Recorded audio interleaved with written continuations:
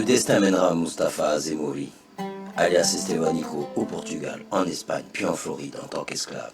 Dès 1535, le Marocain deviendra célèbre en tant que grand guérisseur, puis traducteur et guide pour une expédition vers les 7 villes de l'or au Mexique. Histoire du premier Marocain à avoir mis les pieds en Amérique du Nord, Stéphane le Noir, Esteban le Mort, Stéphane le Mort, ou encore Estevanico, les pseudos de Mustapha Azemmouri, célèbre explorateur et interprète dès les premières années qui ont suivi l'exploration du continent américain, sont multiples. Pourtant, peu de gens savent que cet explorateur originaire d'Azemmour, ville voisine de El Jadida, que les historiens qualifient de Mour, est né au Maroc, probablement né autour de l'année 1500, dans la ville d'Azemmour sur la côte ouest. Estevanico n'imaginait certainement pas l'étrange avenir que le destin lui réservait. En 1722, il est d'abord vendu comme esclave aux Portugais. Au Mexique, ces hommes sont alors morts de soif, de famine ou de maladie. Il ne reste plus que lui, Mustapha Azemmouri, Castillo et Cabeza de Vaca, qui seront capturés par les locaux et mis en détention et en travaux forcés pendant 6 ans. Ce n'est qu'en septembre 1535 qu'ils réussiront à prendre la fuite. Peu de temps après, Estevanico et ses compagnons rencontrent des hommes souffrant de graves maux de tête. Dès que Castillo a fait le signe de la croix sur eux, il a marmonné quelques prières. Les autochtones déclarèrent que les douleurs avaient disparu. Écrit Cabeza de Vaca dans son rapport adressé au roi espagnol. Le Marocain et ses 3 amis deviendront alors de grands guérisseurs pour les indigènes natifs. Une réputation qui les suivra dans les villages qu'ils visiteront dans leur chemin vers Culiacán, ville sur la côte ouest du Mexique, contrôlée par les Espagnols. Toujours partant pour l'exploration du nouveau continent, Mustapha Azemmouri, alias Estevanico, sera nommé en 1539 traducteur, guide et interprète pour le prêtre franciscain Marcos de Niza, qui menait une mission de reconnaissance de la mythique Cibola, située dans l'actuel État du Texas, l'une des 7 cités d'or au cœur des légendes autour de El Dorado. Le Maure semble avoir considéré cela comme une excellente opportunité.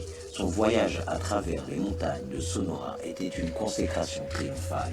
Les autochtones, ravis de voir un grand guérisseur parmi eux, se pressaient en lui, offrant des cadeaux. Il marchait fièrement parmi les villageois, en parlant avec eux dans leur propre langue, en posant leurs mains sur leurs malades et en recevant leurs hommages. Le prêtre franciscain était agacé de se retrouver relégué à un rôle secondaire. Lorsque l'expédition atteint le désert au-delà des montagnes, il suggère à Estevanico d'avancer avec quelques hommes et de renvoyer régulièrement sa progression. Estevanico poursuit ensuite son chemin.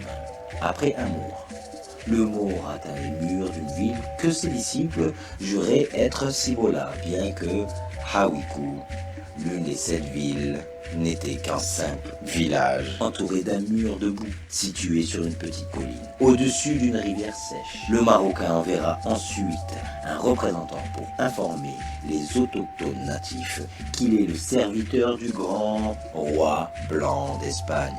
Mais les Chibolanes n'étaient guère impressionnés. Ils pensaient qu'il n'était pas raisonnable de prétendre être l'émissaire des Blancs lorsqu'on est noir. Estevanico est même soupçonné d'être un espion. Certains des hommes accompagnant le Marocain avaient rapporté aux Cibolanes qu'à un moment donné, Estevanico avait tué une femme et sa réputation de grand guérisseur empêchait les proches de cette femme de se venger. Les Cibolanes décident donc d'emprisonner Estevanico avant de décider de son sort. À ce moment, les versions divergent. Certaines rapportent même que le Maure aurait tenté de s'évader avant d'être abattu par les flèches des autochtones. La ville légendaire n'est conquise qu'en 1540.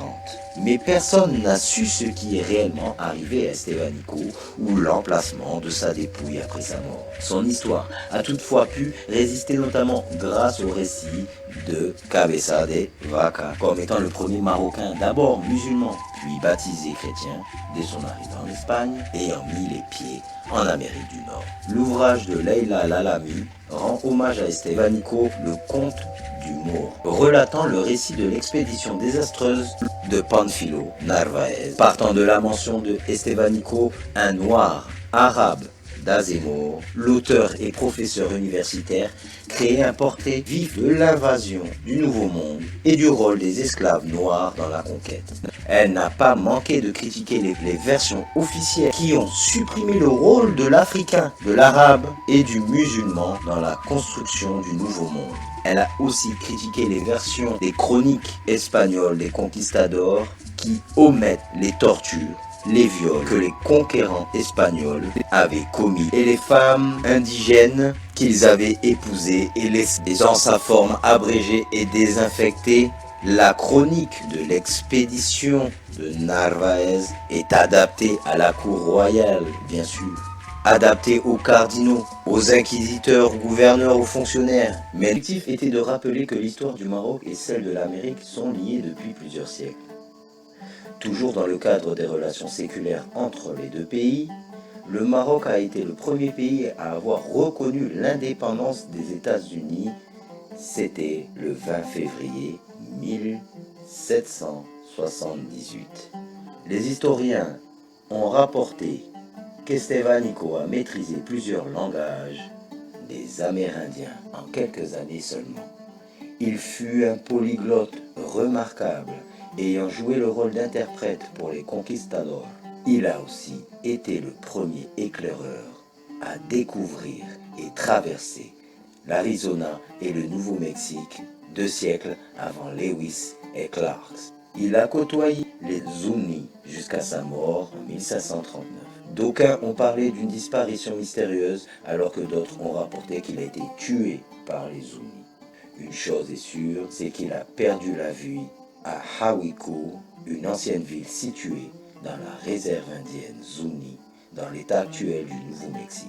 Sous le règne de Charles Quint se poursuit la conquête du Nouveau Monde, initiée par les rois catholiques. À partir de 1521, Hernán Cortés conquiert la Nouvelle-Espagne, vaste région qui couvre aujourd'hui le Mexique, l'Amérique centrale et le sud des États-Unis.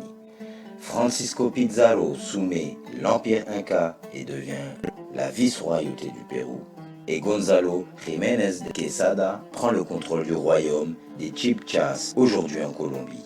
Juan Sebastián Elcano boucle le premier tour du monde en 1722, achevant le voyage commencé sous les ordres de Magellan et marquant le début de la domination espagnole. En 1536, Pedro de Mendoza fonde la ville de Buenos Aires sur la rive droite du Rio de la Plata. Peu après, en 1537, Asunción est fondée par Juan de Salazar et Gonzalo de Mendoza et devient le centre de la conquête et de l'administration de la région. Ces immenses territoires sont annexés comme 2 nouveaux royaumes de la couronne de Castille, assurant à celle-ci des revenus substantiels en métaux précieux. La couronne prélève directement 1/5 des métaux rapatriés en Espagne, Quinto Real. Cette manne permet à Charles de financer sa politique impériale en garantissant notamment ses opérations de change, d'emprunt et de transfert de fonds auprès des banquiers de Augsbourg, de Gênes et de Anvers. Le Quinto Real est créé par une ordonnance du roi appelée Quinto del Rey ou Quinto Real. Le Quinto Real est un impôt où chaque navire venant d'Amérique espagnole pour sévir devait donner pour le roi 1/5 des marchandises, principalement or et argent. En 1723, cet impôt est baissé de moitié. La richesse légendaire du vice-roi du Pérou, Amérique du Sud, occupait tout l'empire Inca, cordillère des Andes autour de Cusco, la capitale.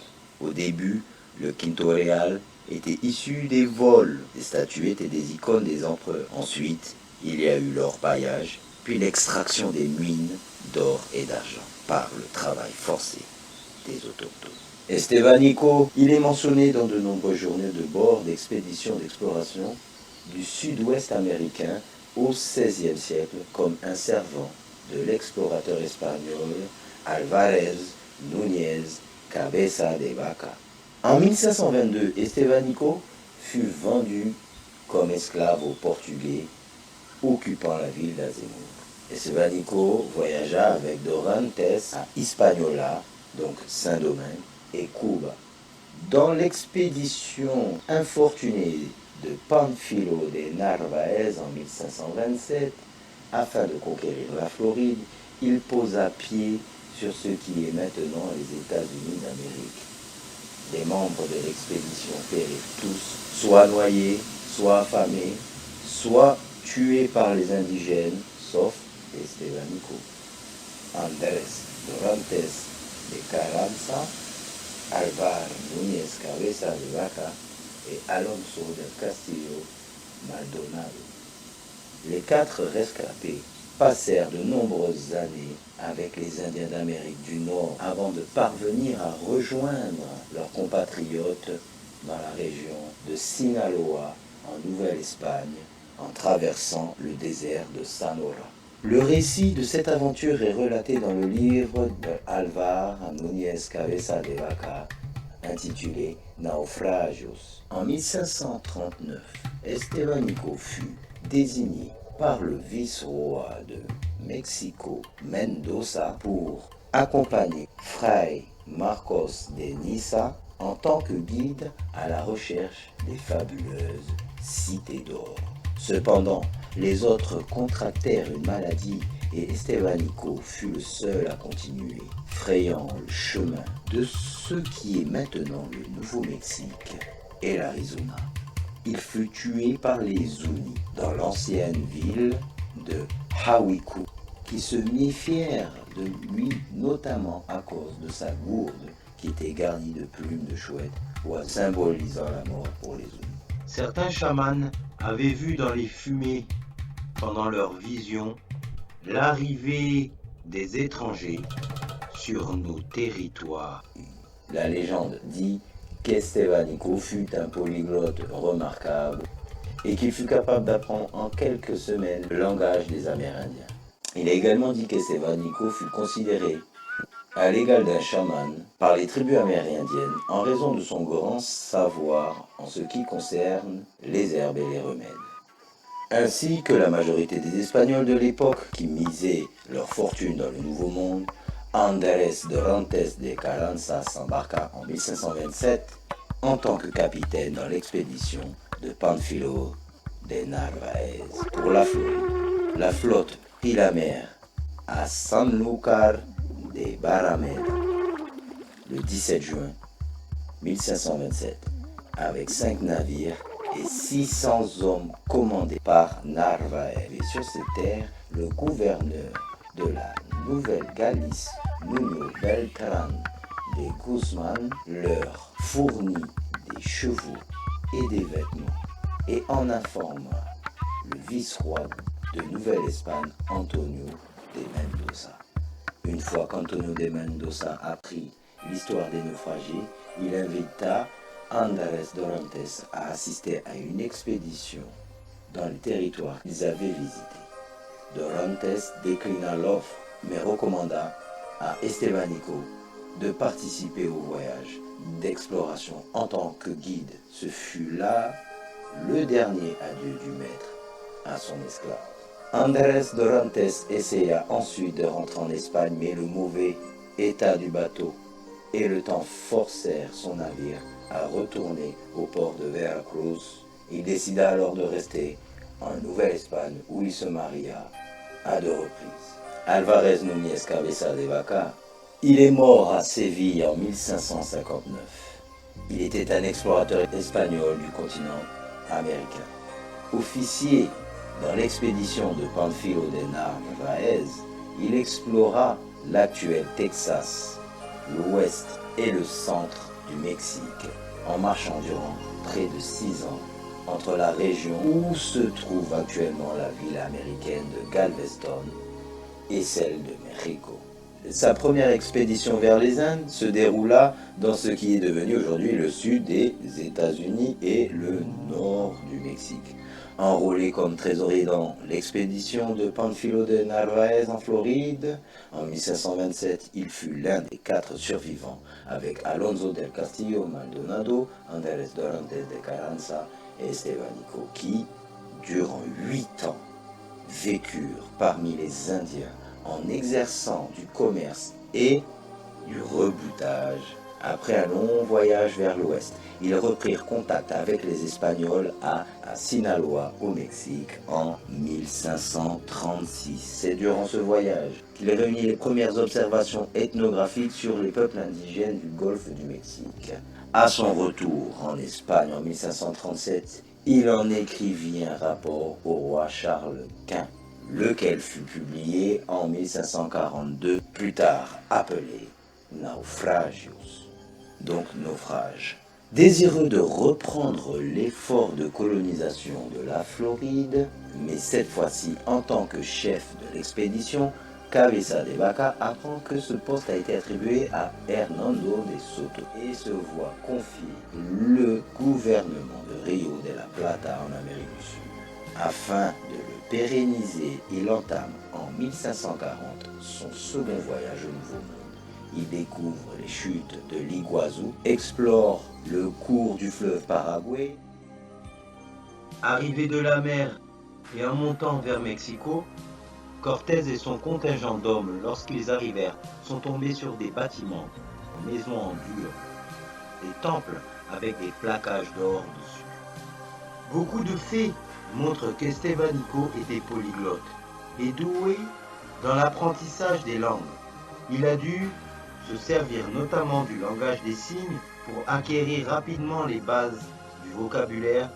Parler avec les mains était communément pratiqué dans l'usage des autochtones. Pour les Européens, en comparaison avec les autres pays conquérants dans le monde, ils ont une vision de la conquête qui se fait forcément par la servitude, les esclaves et prendre toujours plus. Mené par Domingo Martínez de la Hirala, il entre rapidement en conflit avec les colons espagnols établis auparavant. Domingo Martínez rejette l'autorité du gouverneur et ses projets d'organisation de colonisation du territoire en oubliant de conquérir les chimériques trésors comptés par les légendes locales. Les rebelles se soulèvent en 1744 et renvoient Cabeza de Vaca en Espagne, accusé d'abus de pouvoir à la suite de la répression des dissidents en 1743. Il arrive donc à Séville le 2 septembre 1745. Il est envoyé en prison à Madrid, puis assigné à domicile pendant 6 ans. Le Conseil des Indes l'envoie en exil à Oran. Après son jugement, rendu le 18 mars 1551, il est gracié 8 ans plus tard et vient s'établir à Séville en tant que juge. Hernando de Soto, qui est né vers 1496-1497 dans la région d'Estrémadure, en Andalousie. Il est mort le 21 mai, Panama, Pedrarias d'Avila.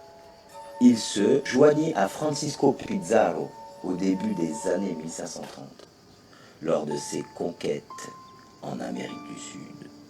En 1539, Hernando de Soto entreprend la plus importante des premières expéditions coloniales espagnoles, une vaste entreprise qui lui fait traverser tout le sud-est des États-Unis actuels à la recherche d'or et d'un passage vers la mer du Sud qui ouvre la voie vers la Chine, poursuivant ainsi les mêmes objectifs que Juan Ponce de León en 1513, de Lucas de Ayllón en 1526 et de Panfilo de Narváez en 1527.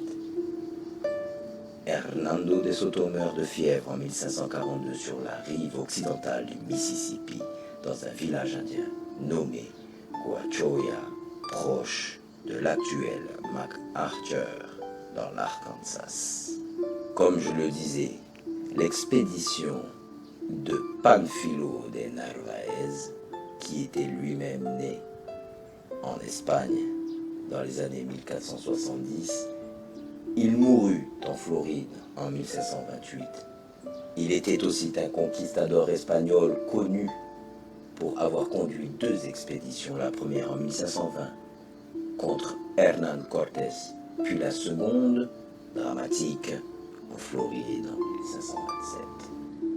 Esteban a sûrement utilisé une sorte de lingua franca, une langue commune répandue au fur et à mesure de la piste qu'il a suivie.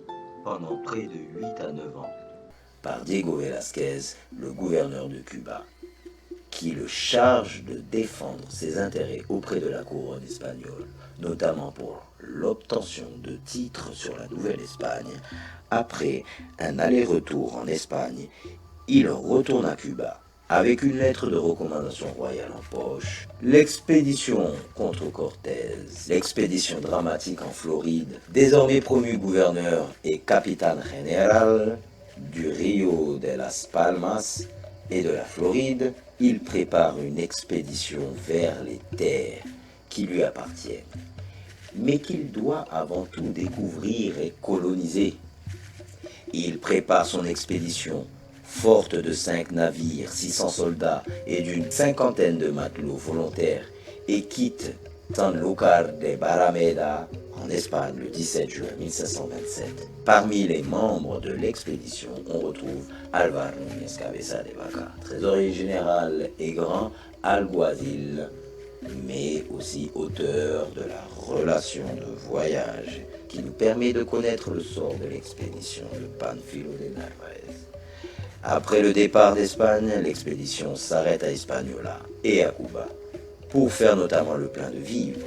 Une centaine d'hommes en profitent pour déserter. Quelques jours plus tard, les côtes de la Floride apparaissent. Pánfilo de Narváez prend alors possession de ces terres au nom du roi d'Espagne. Cependant, les lieux sont peu accueillants. Pánfilo de Narváez décide alors de quitter le littoral pour pénétrer dans les terres et les découvrir. Il s'oppose en cela à Álvar Núñez Cabeza de Vaca qui voit d'un très mauvais œil l'abandon des navires sur la côte. Malgré tout, la découverte des terres commence. Très rapidement, les conquistadors rencontrent des Indiens, la plupart du temps hostiles. Les conditions de vie, les hommes meurent les uns après les autres, de faim, de maladie, d'épuisement, de noyade. En 1528, cherchant à retourner au Mexique, Pánfilo de Narváez ordonne la construction de navires légers alors qu'il se trouve près de l'embouchure du Mississippi. Pris dans une tempête, il sera porté disparu dans la mer des Caraïbes avec la quasi-totalité de ses hommes. Seuls 4 membres de l'expédition survivent finalement, dont Álvar Núñez Cabeza de Vaca, qui sera recueilli par les Indiens et qui mettront 7 ans à traverser le continent américain de la Floride à la Californie. Alonso del Castillo Maldonado est un explorateur espagnol né vers la fin du XVe à Salamanque. Lui-même, comme la plupart des conquistadors appartenant à la noblesse espagnole, participa effectivement à la conquête de l'Amérique. En tant que conquistador donc, il effectua un voyage vers les Amériques. À cette époque, il était courant de voir les jeunes Espagnols émigrer vers le Nouveau Monde, à la recherche de la fortune. Aussi, en 1727, Alonso del Castillo Maldonado s'embarqua en tant que capitaine dans l'expédition de Pánfilo de Narváez pour la Floride lui aussi. La flotte prit la mer et arrivée dans le golfe du Mexique, une tempête leur fit faire naufrage. Les survivants de l'épave parvinrent à atteindre la baie de Matagorda, où ils entrèrent en contact avec les autochtones. Là, Alonso del Castillo fit preuve de grande foi à l'égard des indigènes et de ses compagnons. Et c'est ainsi que Cabeza de Vaca se convertit et devint un véritable croyant. Après 7 ans de vie chez les indigènes, les 4 naufragés décidèrent de s'échapper. Entreprenant de multiples périples, ils atteignirent l'état mexicain de Chihuahua en 1535, puis en traversant le désert Sonora dans le Sinaloa en 1536. Lorsque le gouverneur de Nouvelle-Galice, Nuño Bertrand de Guzman apprit que les naufragés espagnols étaient arrivés sur leur terre, il leur fournit des chevaux, des vêtements et en informa le vice-roi Antonio de Melo, chacun leur chemin. Quant à Alonso del Castillo, il s'installa au Mexique où il se maria. En 1541, il dut se rendre en Espagne afin de régler une affaire concernant l'héritage de son père. Il retourna ensuite en Nouvelle-Espagne où il vécut le reste de sa vie.